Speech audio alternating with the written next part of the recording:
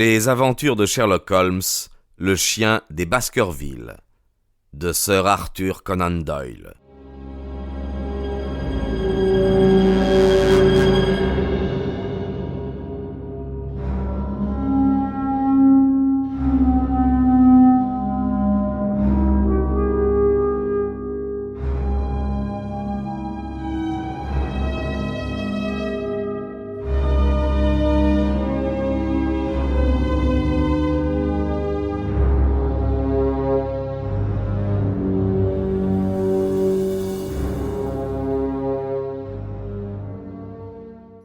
Chapitre 1. Monsieur Sherlock Holmes. Ce matin-là, Monsieur Sherlock Holmes, qui, sauf les cas assez fréquents où il passait les nuits, se levait tard, était assis devant la table de la salle à manger. Je me tenais près de la cheminée, examinant la canne que notre visiteur de la veille avait oubliée. C'était un joli bâton, solide, terminé par une boule, ce qu'on est convenu d'appeler une permission de minuit. Immédiatement au-dessous de la pomme, un cercle d'or, large de 2 centimètres, portait l'inscription et la date suivante. À Monsieur James Mortimer, ses amis du CCH 1884. Cette canne, digne, grave, rassurante, ressemblait à celle dont se servent les médecins vieux jeux. « Eh bien, Watson, » me dit Holmes, « quelle conclusion en tirez-vous » Holmes me tournait le dos, et rien ne pouvait lui indiquer mon genre d'occupation. « Comment savez-vous ce que je fais ? Je crois vraiment que vous avez des yeux derrière la tête. »« Non, mais j'ai en face de moi une cafetière en argent, polie comme un miroir. Allons, Watson, communiquez-moi les réflexions que vous suggère l'examen de cette canne. Nous avons eu la malchance de manquer hier son propriétaire, et puisque nous ignorons le but de sa visite, ce morceau de bois acquiert une certaine importance. »« Je pense, répondis-je, suivant de mon mieux la méthode de mon compagnon, que le docteur Mortimer doit être quelque vieux médecin très occupé et très estimé, puisque ceux qui le connaissent lui ont donné ce témoignage de sympathie. »« Bien, » approuva Holmes. « Très bien. Je pense également qu'il y a de grandes probabilités pour que le docteur Mortimer soit un médecin de campagne qui visite la plupart du temps ses malades à pied. »« Et pourquoi ?»« Parce que cette canne, fort jolie quand elle était neuve, m'apparaît tellement usée que je ne la vois pas entre les mains d'un médecin de ville. L'usure du bout en fer témoigne de longs services. »« Parfaitement exact, » approuva Holmes. « Et puis, il y a encore ces mots, ses amis du CCH. Je devine qu'il s'agit d'une société de chasse. Le docteur aura soigné quelques-uns de ses membres qui, en reconnaissance, lui auront offert ce petit cadeau. »« En vérité, Watson, vous vous surpassez, » fit Holmes, en reculant sa chaise pour allumer une cigarette. « Je dois avouer que dans tous les rapports que vous avez bien voulu rédiger sur mes humbles travaux, vous ne vous êtes pas assez rendu justice. Vous n'êtes peut-être pas lumineux par vous-même, mais je vous tiens pour un excellent conducteur de lumière. Il existe des gens qui, sans avoir du génie, possèdent le talent de le stimuler chez autrui. Je confesse, mon cher ami, que je suis votre obligé. » Auparavant, Holmes ne m'avait jamais parlé ainsi. Ces paroles me firent le plus grand plaisir, car jusqu'alors, son indifférence, aussi bien pour mon admiration que pour mes efforts tentés en vue de vulgariser ses méthodes, m'avait vexé. De plus, j'étais fier de m'être assimilé son système au point de mériter son approbation quand il m'arrivait de l'appliquer. Holmes me prit la canne des mains et l'examina à son tour pendant quelques minutes. Puis, soudainement intéressé, il posa sa cigarette, se rapprocha de la fenêtre et la regarda de nouveau avec une loupe. « Intéressant, quoique élémentaire, » fit-il en retournant s'asseoir sur le canapé dans son coin de prédilection. « J'aperçois sur cette canne 1 ou 2 indications qui nous conduisent à des inductions. » Quelque chose m'aurait-il échappé ? Dis-je d'un air important.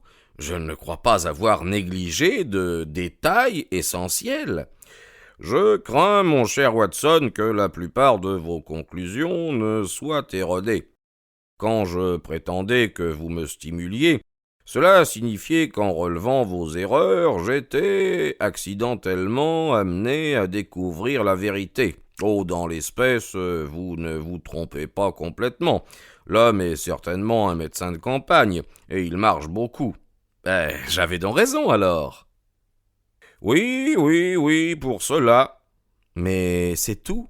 Non, mon cher Watson, pas tout, tant s'en faut. J'estime par exemple qu'un cadeau fait à un docteur s'explique mieux venant d'un hôpital que d'une société de chasse.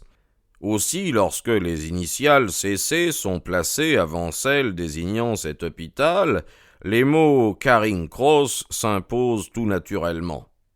Ah, peut-être. Des probabilités sont en faveur de mon explication, et si nous acceptons cette hypothèse, nous avons une nouvelle base qui nous permet de reconstituer la personnalité de notre visiteur inconnu. Alors, en supposant que CCH signifie Charing Cross Hospital, quelles autres conséquences en déduirons-nous? Bien, vous ne les trouvez pas? Vous connaissez ma méthode, eh bien, mon cher Watson, appliquez-la. La seule conclusion évidente est que notre homme pratiquait la médecine à la ville avant de l'exercer à la campagne. Nous devons aller plus loin dans nos suppositions. Suivez cette piste. À quelle occasion est-il le plus probable qu'on ait offert ce cadeau? Quand les amis du docteur Mortimer se seraient-ils cotisés pour lui donner un souvenir? Certainement au moment où il quittait l'hôpital pour s'établir. Nous savons qu'il y a eu un cadeau. Nous croyons qu'il y a eu passage d'un service d'hôpital à l'exercice de la médecine dans une commune rurale. Dans ce cas, est-il téméraire d'avancer que ce cadeau a eu lieu à l'occasion de ce changement de situation? Ah, cela semble très plausible. Maintenant, vous remarquerez que le docteur Mortimer ne devait pas appartenir au service régulier de l'hôpital. On accorde ces emplois qu'aux premiers médecins de Londres, et ceux-là ne vont jamais exercer à la campagne. Qu'était-il alors? Un médecin auxiliaire? Il est parti il y a 5 ans. Lisez la date sur la canne. Ainsi, votre médecin, grave, entre deux âges, s'évanouit en fumée, mon cher Watson, et à sa place, nous voyons apparaître un garçon de 30 ans, aimable, modeste, distrait, et possesseur d'un chien que je dépeindrai vaguement plus grand qu'un terrier et plus petit qu'un mastif. Je souris d'un air incrédule, tandis que Holmes se renversait sur le canapé en lançant au plafond quelques bouffées de fumée. Je ne puis contrôler cette dernière assertion, dis-je, mais rien n'est plus facile que de nous procurer certains renseignements sur l'âge et les antécédents professionnels de notre inconnu. Je pris sur un rayon de la bibliothèque l'annuaire médical et je courus à la lettre M. J'y trouvai plusieurs Mortimer. Un seul pouvait être notre visiteur. Je lus à haute voix. Mortimer James, M.R.C.S. 1 1882. Grimpen, Dartmoor, Devon. Interne de 1882 à 1884 à l'hôpital de Charing Cross. Lauréat du prix Jackson pour une étude de pathologie comparée, intitulée « L'hérédité est-elle une maladie ?» Membre correspondant de la Société pathologique suédoise. Auteur de quelques caprices de l'atavisme, The Lancet 1882. Progressons-nous. Journal de pathologie 1883. Médecin autorisé pour les paroisses de Grimpen, Tonsley et Hightbarrow. Eh bien, Watson, il n'est nullement question de société de chasse, fit Holmes avec un sourire narquois, mais bien d'un médecin de campagne, ainsi que vous l'aviez finement pronostiqué d'ailleurs. Mes déductions se confirment. Quant au qualificatif dont je me suis servi, j'ai dit, si je me souviens bien, aimable, modeste et distrait. Or, on ne fait de cadeaux qu'aux gens aimables. Un modeste seul abandonne Londres pour se retirer à la campagne, et il n'y a qu'un distrait pour laisser sa canne au lieu de sa carte de visite après une attente d'1 heure dans notre salon. Et le chien, repris-je. Le chien porte ordinairement la canne de son maître. Comme elle est lourde, il la tient par le milieu, fortement. Regardez la marque de ses crocs.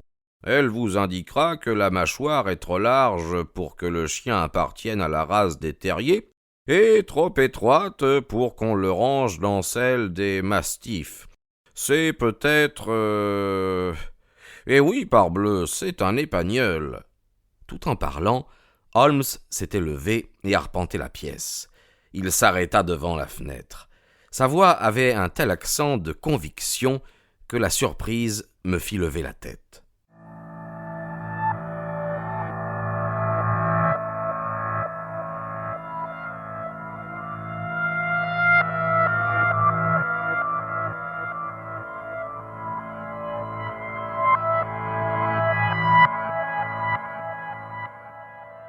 Comment, mon cher ami, dis-je, pouvez-vous affirmer cela ?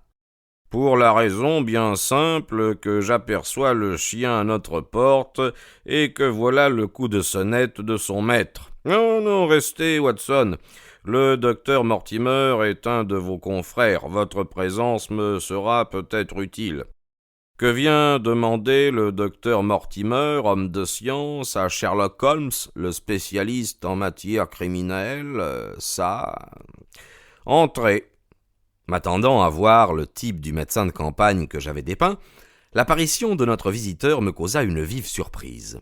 Le docteur Mortimer était grand, mince, avec un long nez crochu qui débordait entre 2 yeux gris perçants, rapprochés l'un de l'autre et étincelants derrière des lunettes d'or. Il portait le costume traditionnel, mais quelque peu négligé, adopté par ceux de sa profession. Sa redingote était de couleur sombre et son pantalon frangé. Quoique jeune, son dos se voûtait déjà. Il marchait la tête penchée en avant et son visage respirait un air de grande bonhomie. En entrant, il aperçut sa canne dans les mains de Holmes et il se précipita avec une expression joyeuse. « Quel bonheur !» fit-il. « Je ne me souvenais plus où je l'avais laissée. Je ne voudrais pas perdre cette canne pour tout l'or du monde. » « Un cadeau, n'est-ce pas ?» interrogea Holmes. « Ah oui, monsieur. De l'hôpital de Charing Cross ? De quelques amis que j'y comptais à l'occasion de mon mariage. »« Ah, fichtre, c'est ennuyeux !»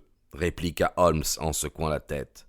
Le docteur Mortimer, légèrement étonné, cligna les yeux. « Qu'y a-t-il d'ennuyeux ? Vous avez dérangé nos petites déductions. Vous dites votre mariage. Oui, pour me marier, j'ai quitté l'hôpital. Je désirais me créer un intérieur.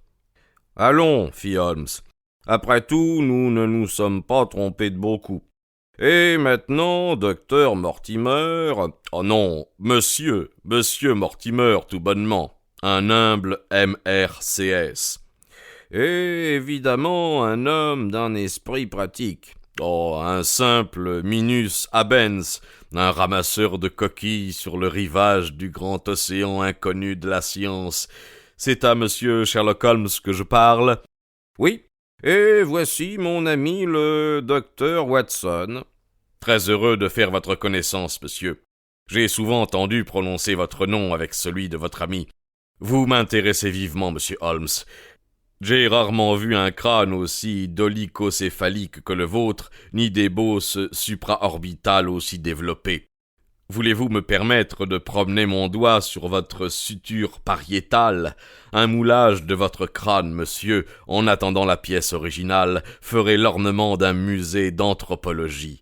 Loin de moi toute pensée macabre, mais je convoite votre crâne.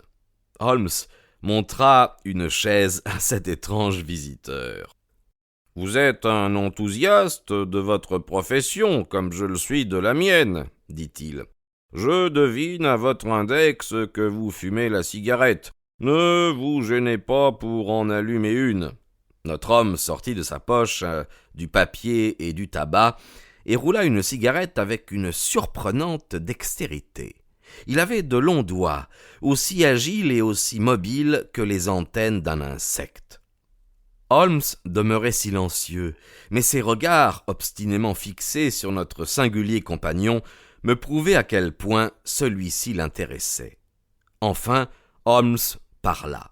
« Je présume, monsieur, dit-il, que ce n'est pas seulement pour examiner mon crâne que vous m'avez fait l'honneur de venir me voir hier et de revenir aujourd'hui. » « Non, monsieur, non, bien que je me réjouisse de cet examen.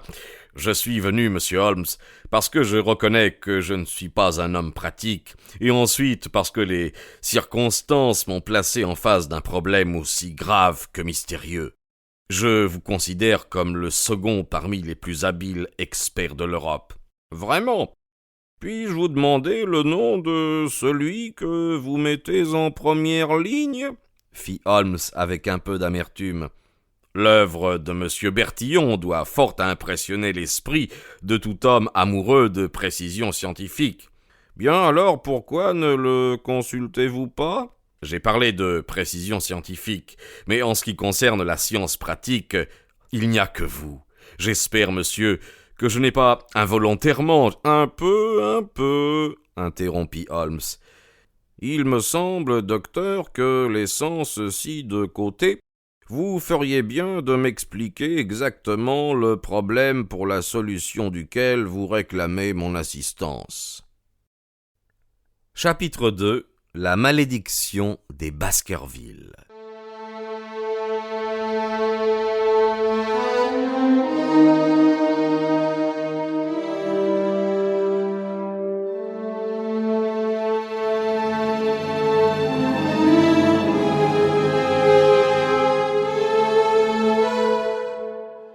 J'ai dans ma poche un manuscrit, commença le docteur.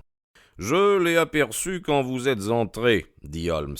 Il est très vieux, du XVIIIe siècle, à moins qu'il ne soit faux. Comment le savez-vous? Pendant que vous parliez, j'en ai entrevu 5 ou 6 centimètres. Il serait un piètre expert, celui qui, après cela, ne pourrait préciser la date d'un document à une dizaine d'années près. Avez-vous lu ma petite monographie sur ce sujet?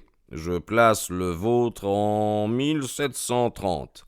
Il est exactement de 1742, répondit Mortimer en sortant le manuscrit de sa poche. Ces papiers m'ont été confiés par Sir Charles Baskerville, dont la mort tragique a causé dernièrement un si grand émoi dans le Devonshire. J'étais à la fois son médecin et son ami. D'un esprit supérieur, pénétrant, pratique, il se montrait aussi peu imaginatif que je le suis beaucoup moi-même. Cependant, il ajoutait très sérieusement foi au récit contenu dans ce document, et cette foi le préparait admirablement au genre de mort qui l'a frappé.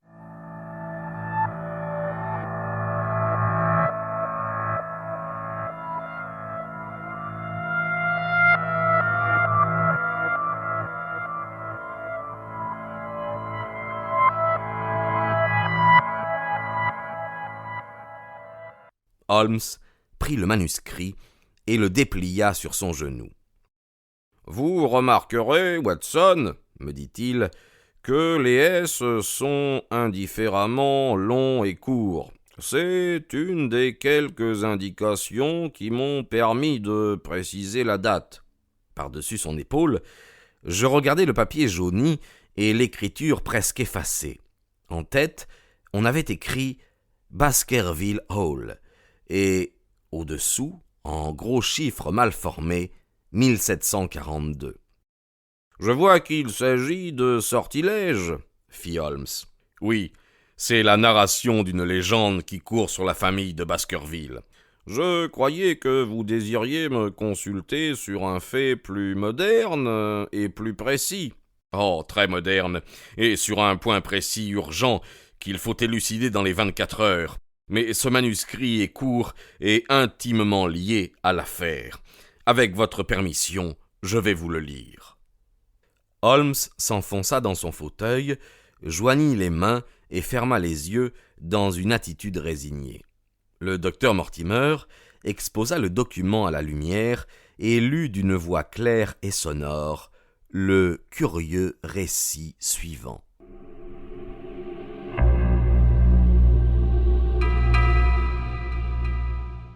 On a parlé souvent du chien des Baskerville. Comme je descends en ligne directe de Hugo Baskerville et que je tiens cette histoire de mon père qui la tenait lui-même du sien, je l'ai écrite avec une conviction sincère en sa véracité.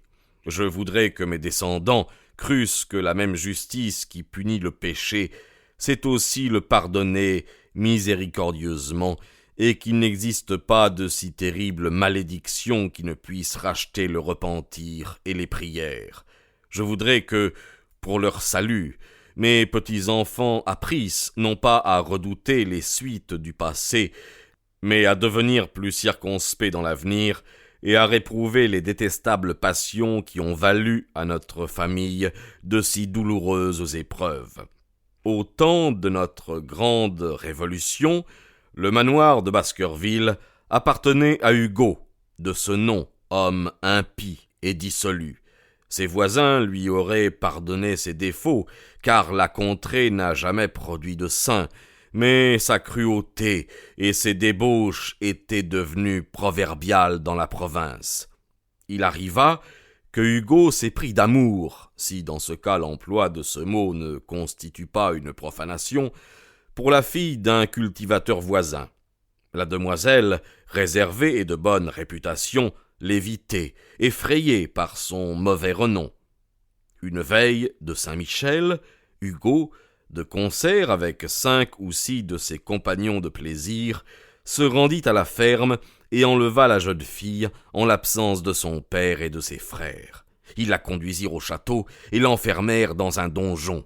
Puis ils descendirent pour achever la nuit en faisant ripaille selon leur coutume. De sa prison, la pauvre enfant frissonnait au bruit des chants et des blasphèmes qui montaient jusqu'à elle. Dans sa détresse, elle tenta ce qui aurait fait reculer les plus audacieux.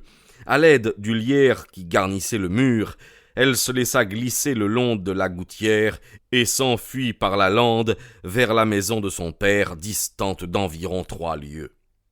Quelque temps après, Hugo quitta ses amis pour monter un peu de nourriture à sa prisonnière. Il trouva la cage vide et l'oiseau envolé. Alors, on l'aurait dit possédé du démon. Dégringolant l'escalier, il entra comme un fou dans la salle à manger, sauta sur la table et jura devant toute la compagnie que si cette nuit même il pouvait s'emparer de nouveau de la fugitive, il se donnerait au diable corps et âme. Tous les convives le regardaient, ahuris. À ce moment, l'un d'eux, plus méchant ou plus ivre que les autres, proposa de lancer les chiens sur les traces de la jeune fille.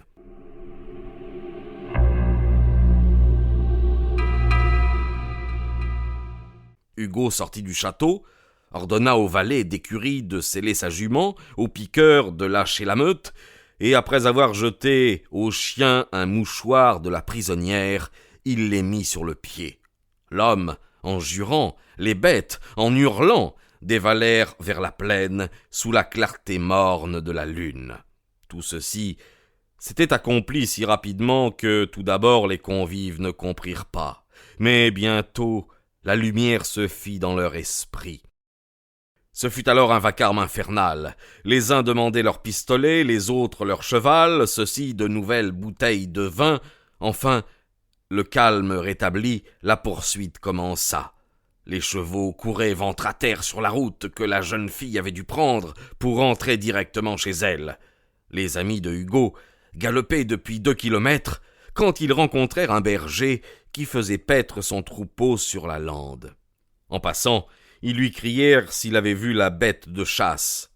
On raconte que la peur empêcha l'homme de répondre immédiatement. Cependant, il finit par dire qu'il avait aperçu l'infortunée jeune fille poursuivie par les chiens.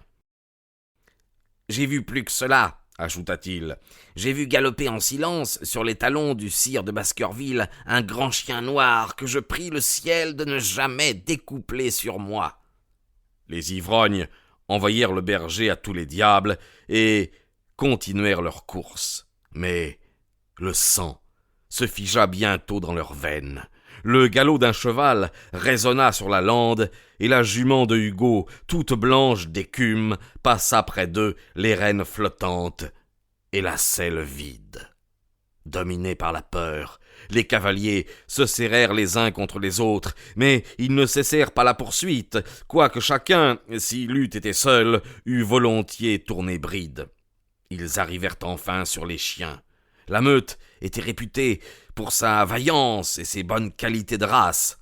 Cependant, les chiens hurlaient lugubrement autour d'un buisson poussé sur le bord d'un profond ravin. Quelques-uns faisaient mine de s'éloigner, tandis que d'autres, le poil hérissé, les yeux en fureur, regardaient en bas dans la vallée. La compagnie, complètement dégrisée, s'arrêta. Personne n'osant avancer, les trois plus audacieux descendirent le ravin. La lune éclairait faiblement l'étroite vallée formée par le fond de la gorge. Au milieu, la pauvre jeune fille gisait inanimée, à l'endroit où elle était tombée, morte de fatigue ou de peur.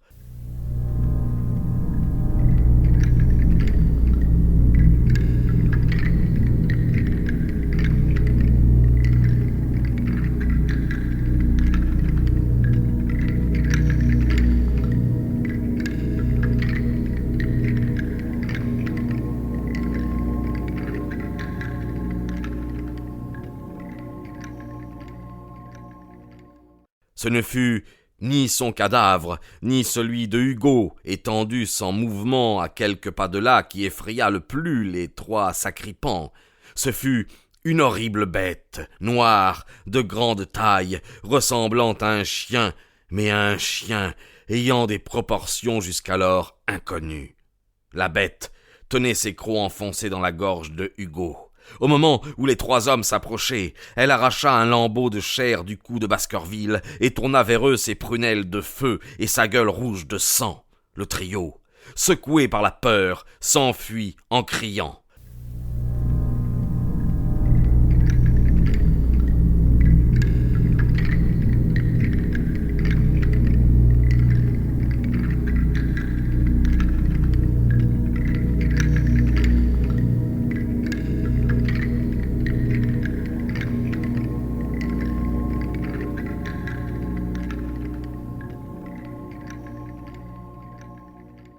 On prétend que l'un des trois hommes mourut dans la nuit, les deux autres restèrent frappés de folie jusqu'à leur mort.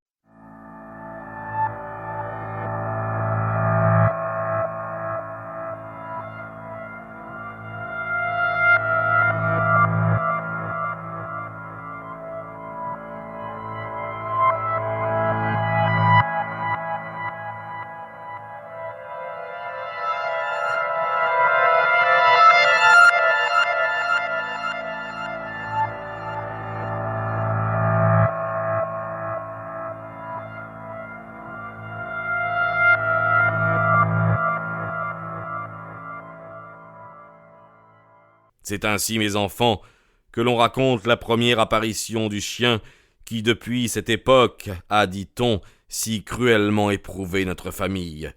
J'ai écrit cette histoire parce que les amplifications et les suppositions inspirent toujours plus de terreur que les choses parfaitement définies. Plusieurs membres de la famille, on ne peut le nier, ont péri de mort violente, subite et mystérieuse. Aussi devons-nous nous confier à l'infinie bonté de la Providence qui punit rarement l'innocent au-delà de la 3e ou de la 4e génération, ainsi qu'il est dit dans l'Écriture sainte. Je vous recommande à cette Providence, mes chers enfants, et je vous conseille d'éviter, par mesure de prudence, de traverser la lande aux heures obscures où l'esprit du mal chemine. De Hugo Baskerville à ses fils Roger et John, sous la recommandation expresse de n'en rien dire à leur sœur Élisabeth.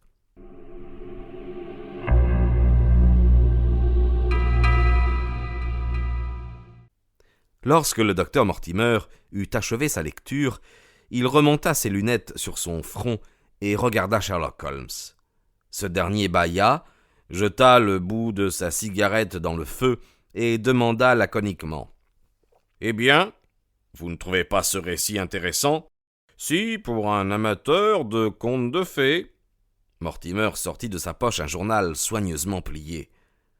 Maintenant, monsieur Holmes, fit-il, je vais vous lire quelque chose de plus récent.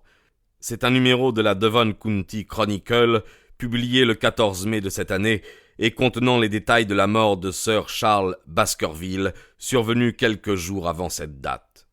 Mon ami prit une attitude de moins indifférente.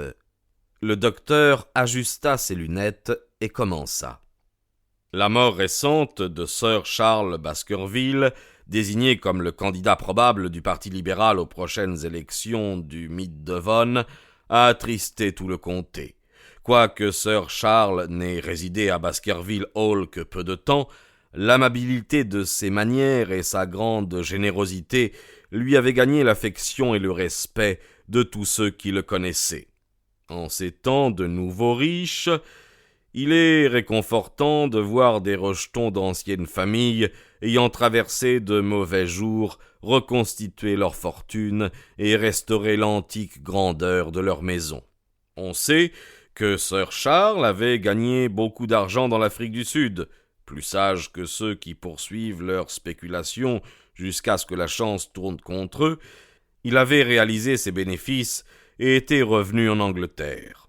Il habitait Baskerville depuis 2 ans et nourrissait le grandiose projet de reconstruire le château et d'améliorer le domaine, projet que la mort vient d'interrompre. N'ayant pas d'enfants, il voulait que tout le pays profitât de sa fortune, et ils sont nombreux ceux qui déplorent sa fin prématurée. Nous avons souvent relaté dans ces colonnes ces dons généreux à toutes les œuvres charitables du comté. L'enquête n'a pu préciser les circonstances qui ont entouré la mort de Sir Charles Baskerville, mais au moins elle a dissipé certaines rumeurs engendrées par la superstition publique. Sir Charles était veuf, il passait pour quelque peu excentrique. Malgré sa fortune considérable, il vivait très simplement. Son personnel domestique consistait en un couple nommé Barrymore, le mari servant de valet de chambre et la femme de bonne à tout faire. Leur témoignage, confirmé par celui de plusieurs amis, tend à montrer que depuis quelque temps, la santé de Sir Charles était fort ébranlée. Il souffrait de troubles cardiaques se manifestant par des altérations du teint, de la suffocation et des accès de dépression nerveuse. Le docteur Mortimer, ami et médecin du défunt, a témoigné dans le même sens. Les faits sont d'une grande simplicité. Tous les soirs, avant de se coucher, Sir Charles avait l'habitude de se promener dans la fameuse allée des Ifs de Baskerville Hall. La déposition des époux Barrymore l'a pleinement établi. Le 4 mai, Sir Charles fit part de son intention bien arrêtée de partir le lendemain pour Londres. Il donna l'ordre à Barrymore de préparer ses bagages. Le soir, il sortit pour sa promenade nocturne, pendant laquelle il fumait toujours un cigare. On ne le vit pas revenir. À minuit, Barrymore, trouvant encore ouverte la porte du château, s'alarma, et allumant une lanterne, il se mit à la recherche de son maître. Il avait plu dans la journée. Les pas de Sir Charles s'étaient imprimés dans l'allée. Au milieu de cette allée, une porte conduit sur la lande. Des empreintes plus profondes indiquaient que Sir Charles avait stationné à cet endroit. Ensuite, il avait dû reprendre sa marche, car on ne retrouva son cadavre que beaucoup plus loin. Il est un point de la déclaration de Barrymore qui reste encore inexplicable. Il paraîtrait que la forme des empreintes s'était modifiée à partir du moment où Sir Charles Baskerville avait repris sa promenade. Il semble n'avoir plus marché que sur la pointe des pieds.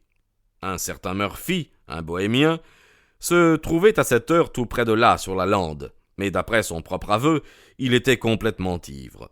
Il déclare cependant avoir entendu des cris, sans pouvoir indiquer d'où ils venaient. On a découvert sur le corps de Sir Charles aucune trace de violence, quoique le rapport du médecin mentionne une convulsion anormale de la face, convulsion telle que le docteur Mortimer s'est refusé tout d'abord à reconnaître dans le cadavre le corps de son ami. On a remarqué fréquemment ce symptôme dans les cas de dyspnée et de mort occasionnée par l'usure du cœur.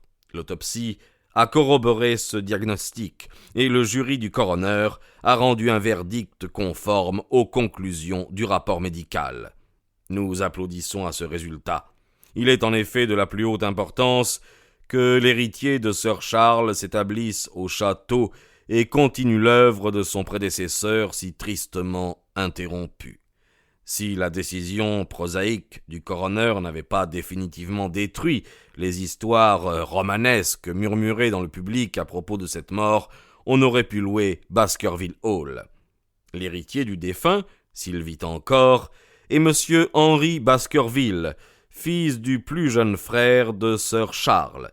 Les dernières lettres du jeune homme étaient datées d'Amérique. On a télégraphié dans toutes les directions pour le prévenir de l'héritage qui lui échoit.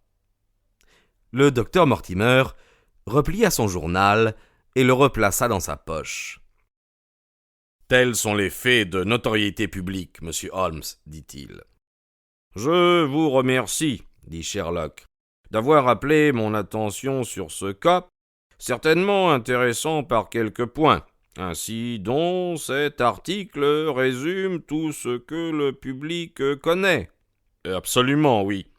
Apprenez-moi maintenant ce qu'il ne connaît pas. » Holmes se renversa de nouveau dans son fauteuil, et son visage reprit son expression grave et impassible.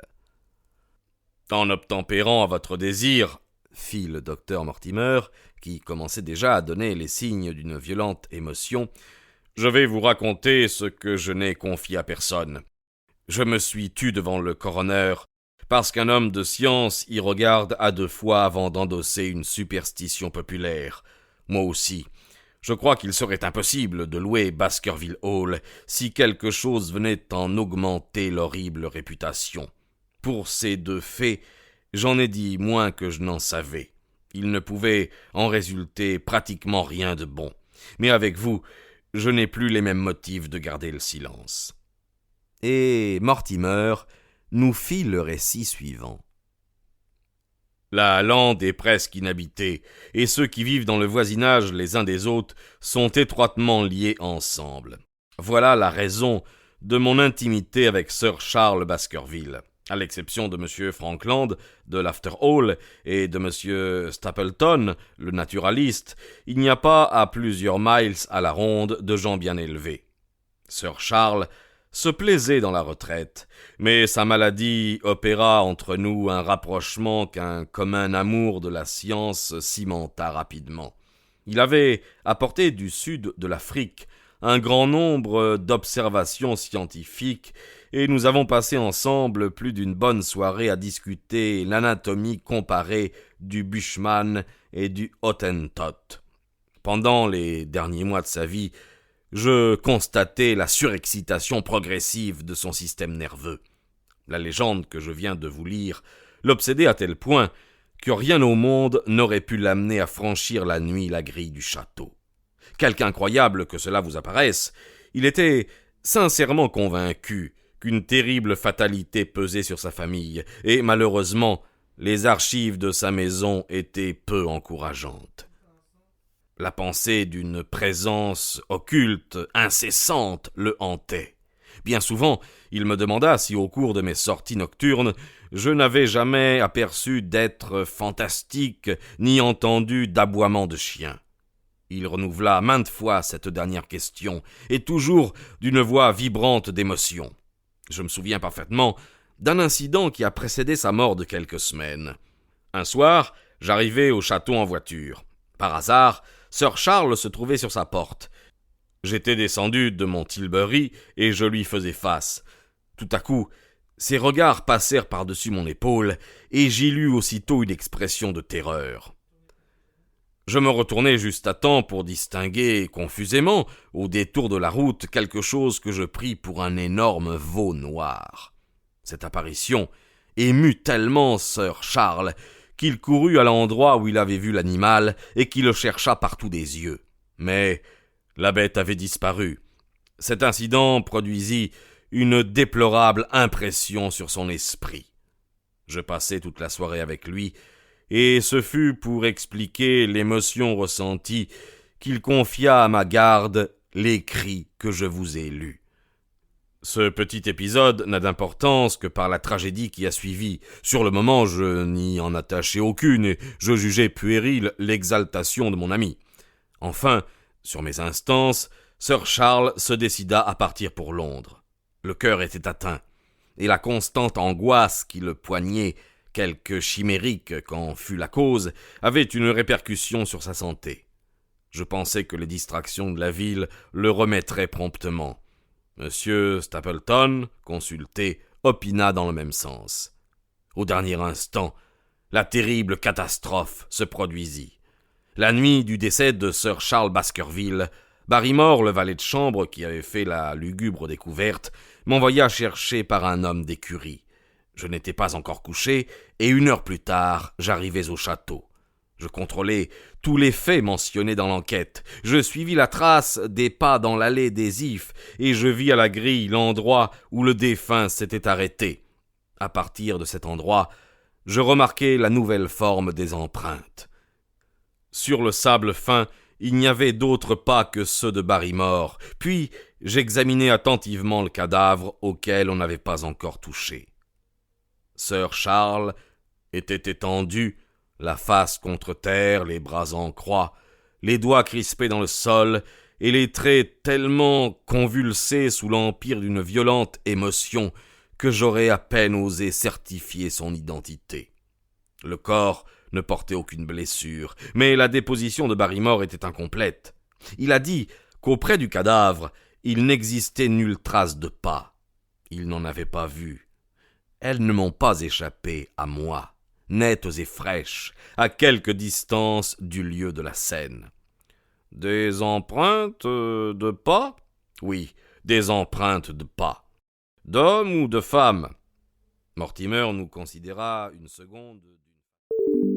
Nous espérons que vous avez apprécié cet aperçu. Pour continuer à écouter ce livre audio sur Google Play Livres, utilisez le lien dans la description de la vidéo.